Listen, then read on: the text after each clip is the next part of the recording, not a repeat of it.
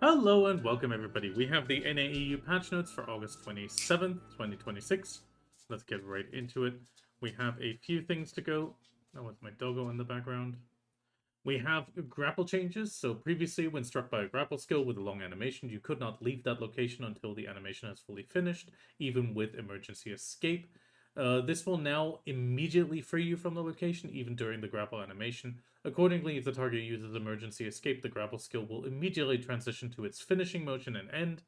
And in addition to reduced cases where the target was not actually held despite successful grapple, they have added a slight delay before the grapple connects into the follow-up attack motion, and the lead-in time for the attempting a grapple remains the same.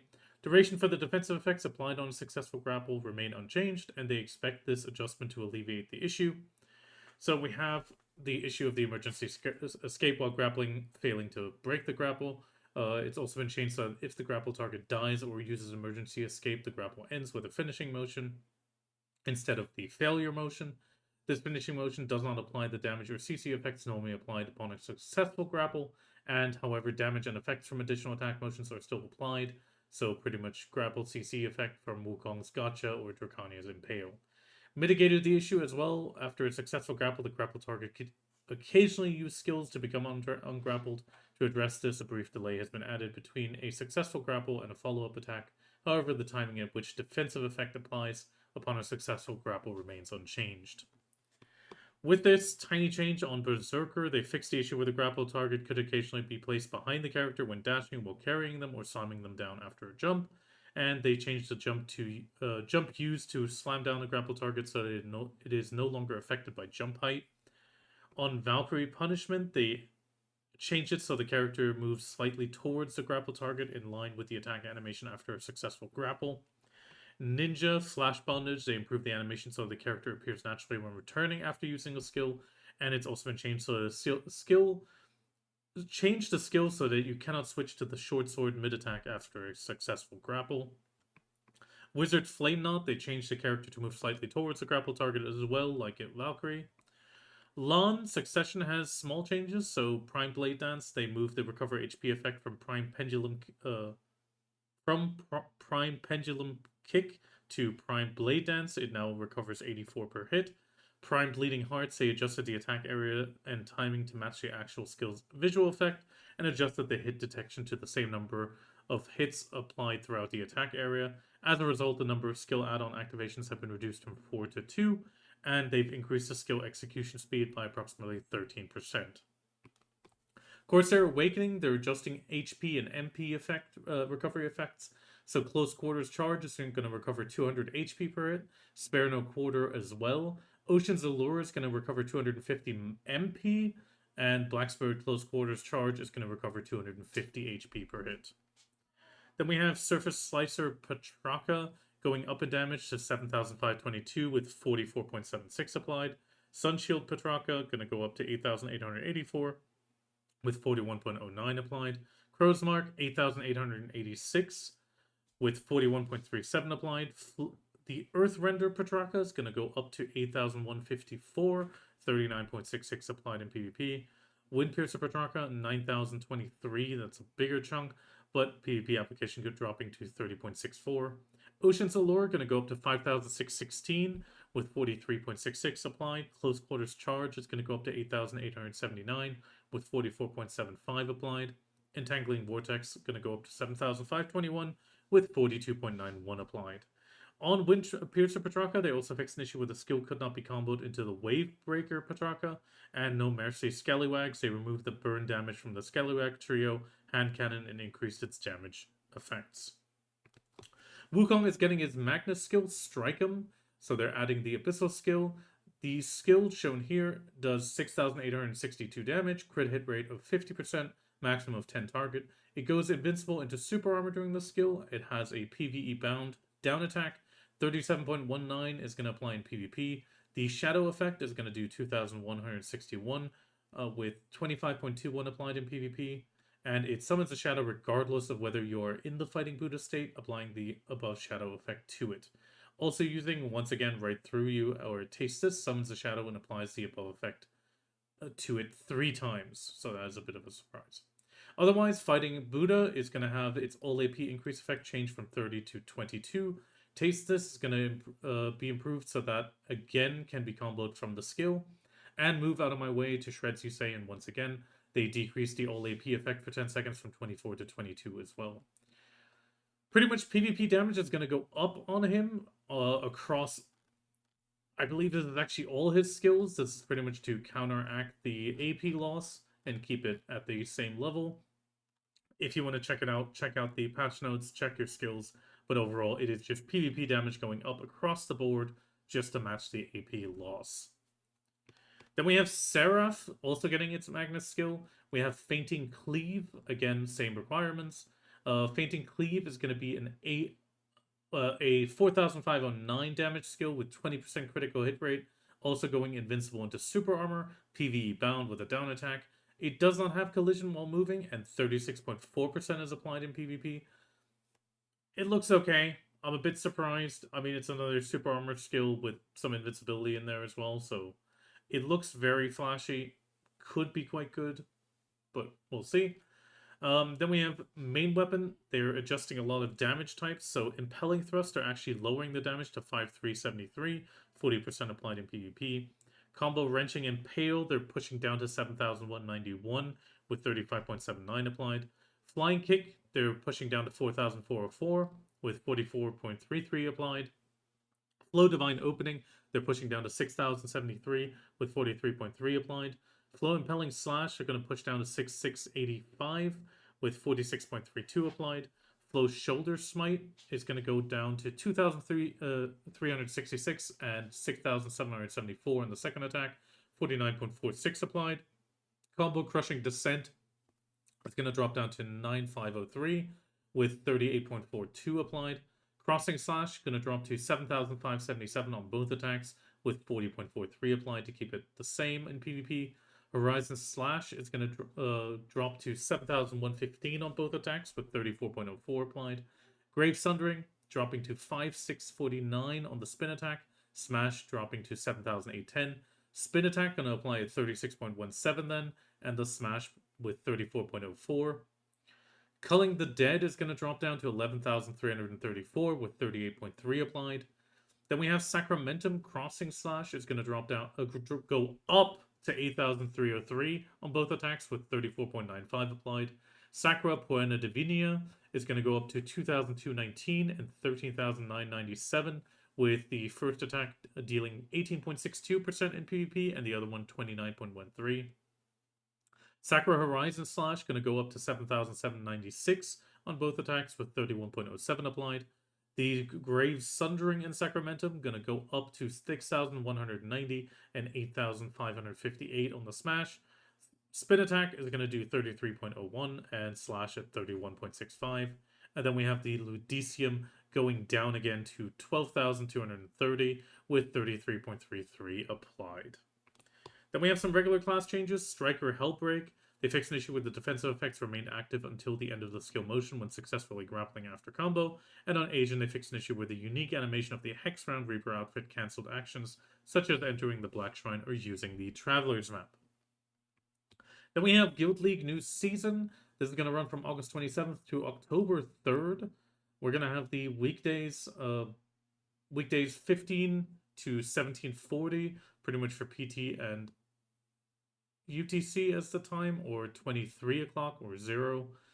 Weekend is a bit longer as usual, so NA is going to be from 12 to 1740 or 2020 to midnight at PT again. I think that's Pacific Standard. EU is going to be from 11 to 1740 and 2020 to 23. Oh, pretty much right after Node War ends, starting up again.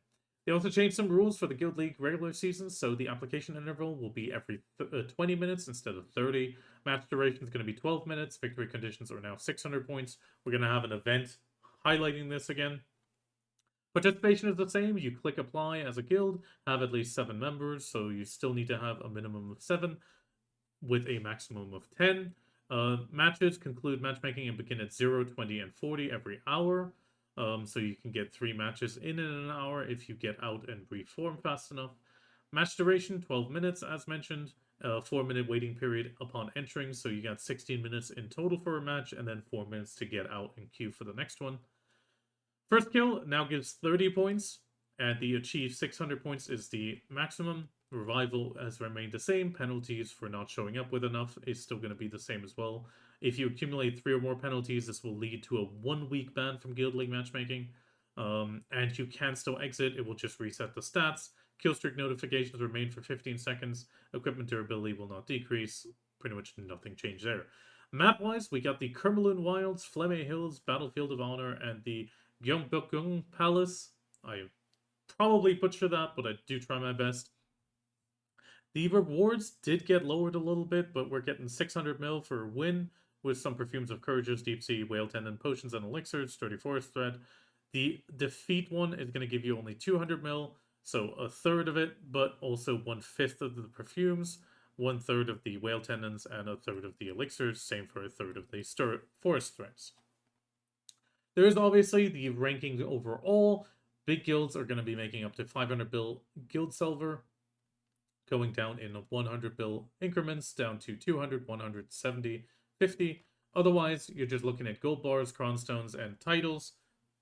This might change again. They do like adding sometimes stuff towards the end, but overall, you can make some money. Then we have the Cheongsa Island, Land of the Morning Light, being made available by the Chorong Merchant Guild. This is now opening up. It will have a house which will have storage, shipyard, or Cheongsa Shipyard Workshop. And they expanded the Nopse area between Dale Pier and Cheongsa Island. You can now travel smoothly between them. With that, we have the other big highlight, the Linbakyr Habitat. This is the yellow gear grind spot for ships.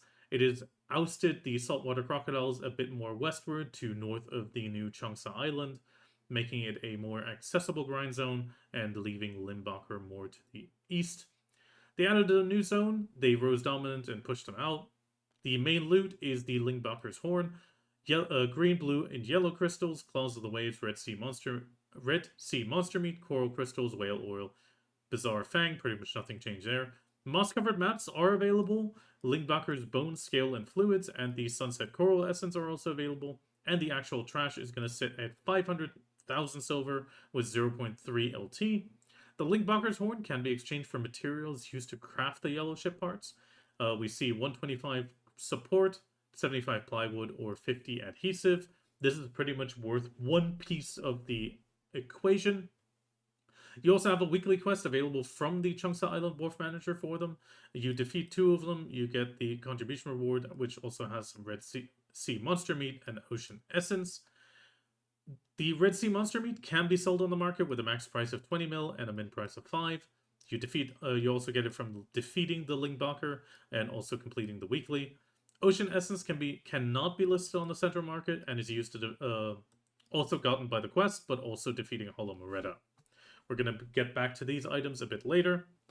We have new Carrack and Panok equipment. Overall, the Carracks have their own, each still split, same for the Panok. They expanded the ship workshop at Ilya Island to level 3 to allow these items to be built. The crafting recipes are pretty much the same for all of them. You need 10 blueprints, 125 supports, 75 plywood, and 50 adhesive of the new ones. You also need to have the plus 10 gear prepared and the upgrade permit. This is pretty much the same for all of them. The Panok also needs it, but a little bit of a different one. So here we have the 125, 75, 50, and the upgrade permit. And the blueprint here is in the choose one. It is a bit interesting because, yeah, the fact that you need the blueprint Purchase Enhanced, it's because this one I think shares the same name, while this one's unique. I think that's the main reason behind it, but otherwise they need the same items. You pretty much get the supports by taking the Linbakyr's Bone with a Starlight Hardener and Emulsifier, manufacturing it into the support. The scale goes into the plywood and the adhesive for the fluid. They do have different exchange rates to Tidal Blackstones as well, so I do believe these are probably going to be at different rates, considering that they drop 8, 12, and 20, which might also explain the 125, 75, and 50 split among the materials. Overall, the Filiberto Fallacy will be selling you the upgrade permits for 5 billion silver, and otherwise you need the Sunset Coral Essence ×2 which will be exchanging for the blueprints. So you will need to have 20 Sunset Coral Essence per piece as well. For the paddock, similar thing, 5 billion for the upgrade permit. However, 4 Sunset Coral Essence per blueprint, so you're looking at 40 in that case, because it still needs 10 blueprints. So a little bit more pricey on the paddock side. Yellow Shipgrade Enhancement, however, also uses the Sunset Coral Essence with 100 Tidal Blackstones, which will get you 1 Sunset Tidal Blackstone. It has made its official return now. One thing that is interesting, obviously, enhancing with Tidal Blackstones, durability decrease, but no downgrade. With this, we are getting level and durability decrease, both upon failure, but you can use Chronstones as a protection. Overall, we can see the rough rates here. We're looking at usual stacks going from 70 to 240. It's going to be 24 down to 6.25. It's not that bad. Agri's Essence does grow bigger towards the late, like +5 going up, but the Chronstones remain reasonable. Everything stays below 600 Chronstones. So it starts with 0, 290, 360, 380, 400, 420, 440, 460, 480, 540. So overall, not that bad to get through. But if you want to skip all that, you might also be able to get one off the market. You're looking at the mint price for a base one from 53 bill to 78 bill. This grows all the way at +10 to 166 bill to 242 bill. Paddock equipment cannot be registered on the central market. It is still only Carrack items. So if you have a paddock, you will still need to take care of that yourself. Okila Wave Meal and Ocean Draught is being introduced. Here we have the red sea monster meat being used with the male wheat meat salad, teff bread, and Magoria seafood meal. You get 25% sailing, barter, and barter XP, 10% sailor XP, and sailing mastery of +50 for a total of 10 hours. It is pretty much the Stonetail meal for the ocean. We max price sellable on market 40 mil down to mint price of 10 mil. I don't think it will be hitting mint price, but then again, this one might. What is probably not going to hit mint price, however, is the Ocean Draught, which its base form gives you 20% sailing XP, 20% bartering, 10% sailor XP for 180 minutes. Listable for 25 mil and down to 6.25 mil. It needs Elixirs of Mastery, Time, Amity, and the Tears of the Falling Moon. If you then choose to upgrade this with Swaying Wind Shards, you get the Vast Ocean Draught, which is pretty much the same stats, but for 360 minutes. Sellable for 50 mil or 12.5, pretty much double the other one. But both of those can be upgraded to the Endless Ocean Draught with the Ocean Essence, dropped from Moretta or the Quest. Either use 4 Ocean Draughts or 2 Vast Ocean Draughts. This will give you another 10-hour buff, 25% Sailing XP, Barter XP, Sailor XP of +15, and 50 Mastery again. These are going to be pricey with 150 mil sellable and 37.5 on min, but I do expect these to be max price. Then we have a small change on the content matchmaking function improvements. So on Guild League, you will now get a queue activity feedback. If there's less than 15 guilds, it will just say normal. Active is going to be between 15 and 28 guilds queuing. Very active is 29 or more. Also, there's a feedback on the red battlefield. For example, you can see how many people have requested blue battlefield or in queue right now, like 25 of 30, to give you some feedback. Further, they added also new Tachyon Legacy being discovered throughout Inner Edania. You will still get the Agris Gold coins, and you can just find them by the little blue effect. They removed the Apply for Vacation function from guilds, added residences to Angavu 1 and Radiant Islands 1, 2, and 3, and they reset the orders and listing for certain items on the central market, so do make sure you to check that out. Beyond that, draught buffs have been changed to 20 minutes from 15. This pretty much changes the durations on all draughts, including frenzies, beast draughts, and harmonies. Harmonies being the most important one. Beyond that, we also have a recipe for 100 of the lower draughts to be used in harmony drafts. So we have the recipe for 10, which is going to be existing. But we then have the new one, which is the Concentrated Spellbound Catalyst, which can do 300 elixirs at a time, down for 100 Fury Draughts. This is pretty much going across the board for all of the draughts. It's also been changed that the crafting recipe for the Harmony has also been changed in the same, or adjusted to be the same. So you have the Spellbound Catalyst version or the Concentrated Spellbound Catalyst pretty much being lowered For the new 100, you just get 10 Concentrated Spellbound Catalyst, 100 Harmony Draughts, and the Elixir of Human Hunt 300, and Will and the Evil of Essence, and you can make 100 at a time. The Concentrated Spellbound Catalyst can be purchased for 10 million silver from the Old Moon shop in each town or major city, the same as the current one. They also added the following exchanges to the Old Moon merchants in the town, so if you want to exchange your Spellbound Catalyst from a 10 to 1, you can do that, or from 1 to 10. It is exchangeable as long as you have the item in your inventory. And they changed the names of the ship part workshops used to craft the Panoxion and Carex. So Chiro's ship part workshop has just been changed to Ilia, and the Pyoku ship has been changed to Nampo ship part. Nothing too crazy there. Monster Zone changes, we have them across Inner Edania. Aphrodon Temple, they changed the Blessing of the Golden Scarecrow to be as follows. They've decreased the damage by 10%, so it should do 80. They also increased the kick following the ground by 100%, so the kick might do a bit more damage, but that shouldn't be too much of a problem. Hermesia Castle, they fixed an issue where untargetable monsters occasionally became targetable.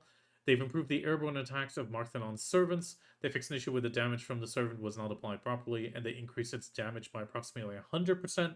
They increased the total damage of certain enslaved overseer attacks by 60, and they added a knockback to certain attacks used by the overseers, miners, and enslaved porters. Magaya Temple, they improved the monster respawn immediately once all mechanics have been cleared, and they fixed an issue where the mechanic effect could occasionally be applied multiple times. Arizion Temple, they fixed an issue where the mechanics would stop while subjugating, fixing the issue where the Unholy Emperor could sometimes not be attacked, fixed an issue with the unnatural attack animation of the Herald of the Flame, and they decreased the frequency of mobile attacks used by the monsters. And finally, in Inner Edania, they fixed an issue with the Lava Bulls, granted knowledge of the Despair-consumed Mermaid, and they fixed an issue with the Ruins Crows, granted knowledge for the Despair-consumed Pirate. They also increased the extra damage from the Divine Blessing effect obtainable in Arizion Temple's Scale of Judgments and Evento Horizon by 2 times. Accordingly, the HP has also been doubled, so do watch out for that. And with the release of Edania Part 2, the highest tier tag has now moved. It has been removed from Stars End, Sakraya, Zephyros, and is only on Gavinia, Coastal Cliff, and Inner Edania monster zones. To alleviate these materials disappearing, they're adding the Sealed Black Magic Crystal to Zephyros' table. They're increasing the drop rate of Silent Fragments of Origins from Beelzebub by 100%, and from the other mobs by 71%. They're also increasing the Silent Fragment Origin from the Knights by 243%. Star's End, they're increasing the drop rate of the Gluttony Crystal from the Star Debris Apostle Malevolence by 67%, the drop rate from the Unstable Star Debris by 100%, also from the following monsters for 37%, which is the Star Debris, Apostle Corruption, Harbinger of Defilement, Apostle of Immortality, Harbinger of Destruction, and Harbinger of Immortality. They're also increasing the drop rate from the Gluttony for 400% from the contaminated version of the Harbinger of Defilement, Apostle of Immorality, and Harbinger of Corruption. And they're changing the drop amount of the Corrupted Sanguine Crystals from the monsters from 3 to 2 to 3. This is pretty much for all these Star Debris monsters. Sakraya Lower Zone, or Sakraya Ruins Lower, they're increasing the drop rate of the Shards by 48% from the Towers. They're decreasing the drop rate from the Sealed Black Magic Crystals from the Towers by 20%, increasing the drop rate of the Sakraya Shards by the regular monsters by 67%, decreasing the drop rate of Sealed Black Magic Crystals by 58% from the same mobs, increasing the drop rate from Sakraya Shards from the Emerald by 100%, and decreasing the Sealed Black Magic Crystals by 10%. Beyond that, with this, the zones will no longer drop the Refined Origin of Hunger, the Essence, Essence version, the Crimson, Violet colors, and the Sunset Primordial as well, and the Corrupted Oil of Immortality. Dabaraka accessories can now also be only obtained up to Duo grade, which is another change. Then we also have some other changes across the mid to lower zones. So, for example, Honglin base is getting the Faint Origin of Dark Hunger removed. Pretty much all the spots are getting it removed in Land of the Morning Light. The drop rate for the one Dawn Crystal AP is being increased, however. So Honglin base, we're looking at 800% increase, 460 on Dokkaebi Forest. Golden Pig Cave by 220, the Fortune of Golden Pig Cave by 630. Easereed Highlands, the Kabua drop rate is going up by 52%, and Embers of Resonance down by 54%. Darkseeker's Retreat, Kaba fragments are going up by 400% from other monsters other than Darkseeker. And they're reducing the drop rate of the Essence Devouring by 49. It is so sad to see them lowering the Essence of Devouring. Orzekia, they're increasing the drop rate of the Gems of Void by 40% from every mob except for Alkeda, and they're reducing the drop rate of Deboreka Belt and Earrings by 20%. They're also increasing the time before the attack is cast in all second trial from 2 to 5 seconds. They're also changed the guild bosses Gumio and Duokshini to grant the loot immediately, so no longer waiting for the treasure chest to die. They're decreasing the damage reduction of all world bosses by 20. World boss Quint's damage reduction has been decreased by 30. Quests and knowledge, they updated some region information for certain quests in Edania. They removed the once per week limit from the following Edania defense gear crafting quests, pretty much across the board for the crafting Edana Heaven Smite and the exchanges for the Nov as well. They're also changing the object navigation for the quest below for the saltwater crocodiles, obviously as they have moved. Change the combat course for the Veil Ink materials to no longer required to travel to Odalita. That is a bit of a surprise. Change the quest during the combat course as well by summoning the Black Spirit, so you can now accept it in the field. This covers a lot of the combat course. NPC Background and Sound, they removed obstacles that could be collided with in the combat arena of all during the weekly. They fixed an issue where no image was displayed when obtaining the knowledge for the following thrones in Inner Edania: Throne of Aphrodon, Hermesia Magaya, Oresian, and Voidekia. They also improved awkward terrain on Mount Durfidan. They also changed it so that if you fall into certain areas of the Heaven's Revelation at Magaya Temple and cannot get back up, you can speak to the NPC there to return above. UI-wise, they improved the managed sailor UI so that sailors can be dragged onto a ship to board them. Just hold LMB on your sailor you want to assign and drag them to the desired slot and release the left mouse button. You can also continue to use the existing method.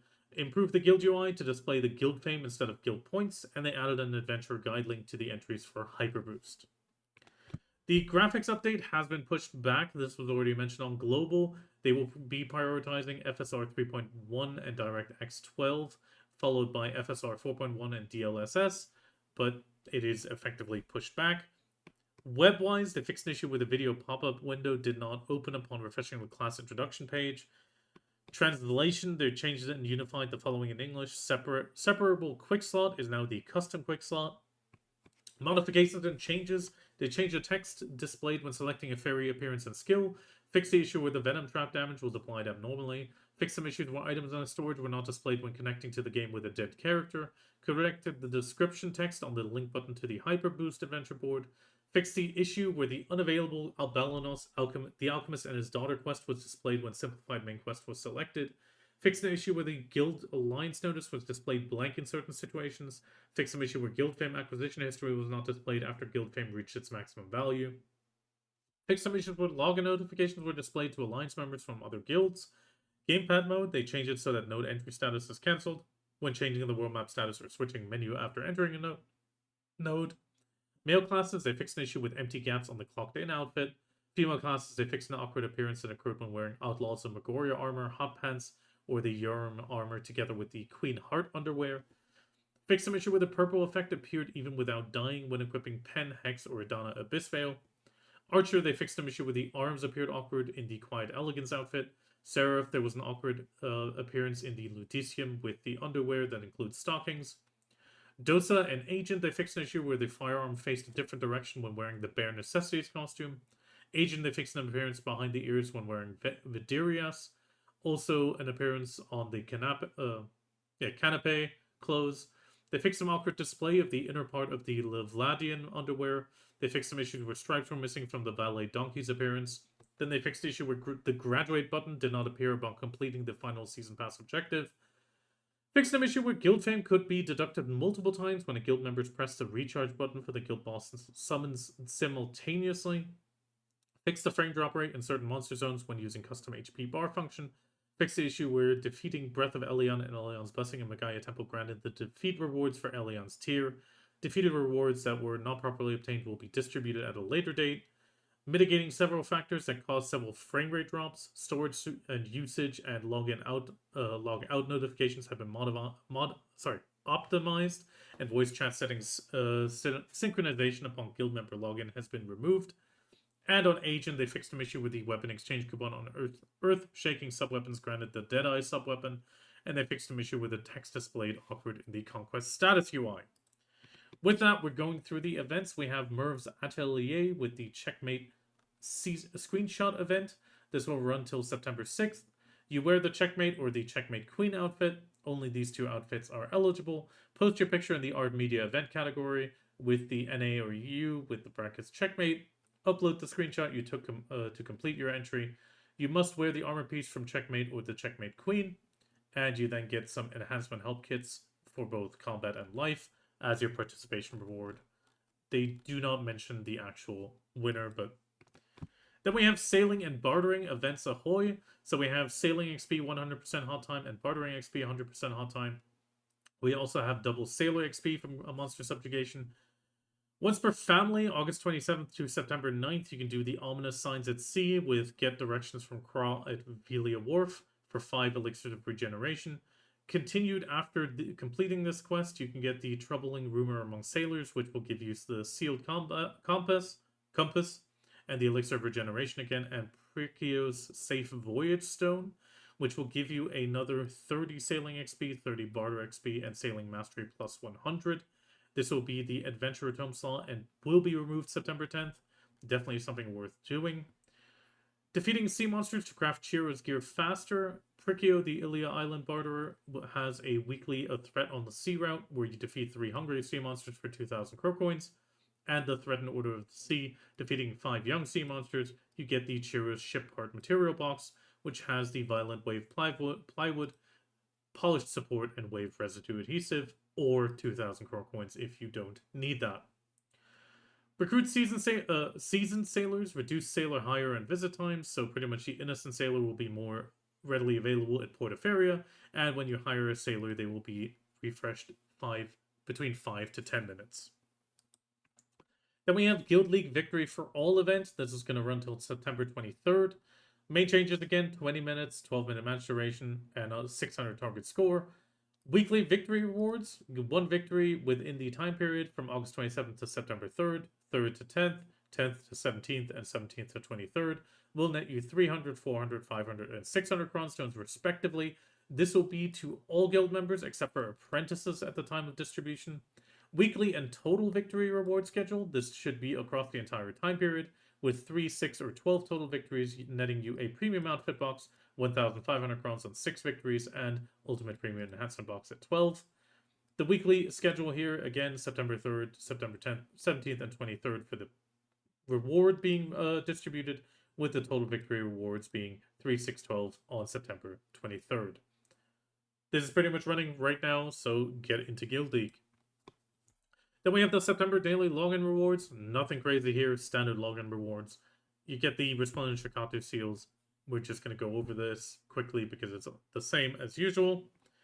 Combat boost from Olvia Academy, August 27th to November 12th. This is a bit of a weird thing. Already graduated from Olvia Academy. If you have already claimed the rewards, you can immediately accept and complete the event quest.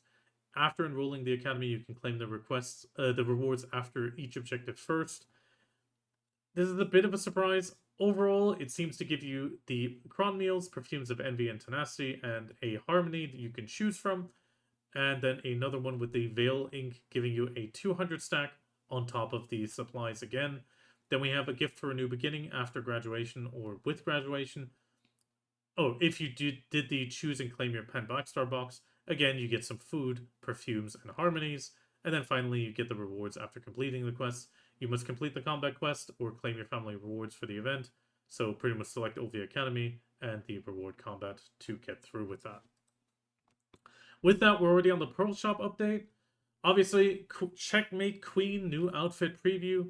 Refined design that keeps Checkmate's identity, a bold silhouette, defined by asymmetrical color blocking, gold ornaments for a luxurious finish. Pretty much we have the pearl boxes with the black and white seals with a special title again.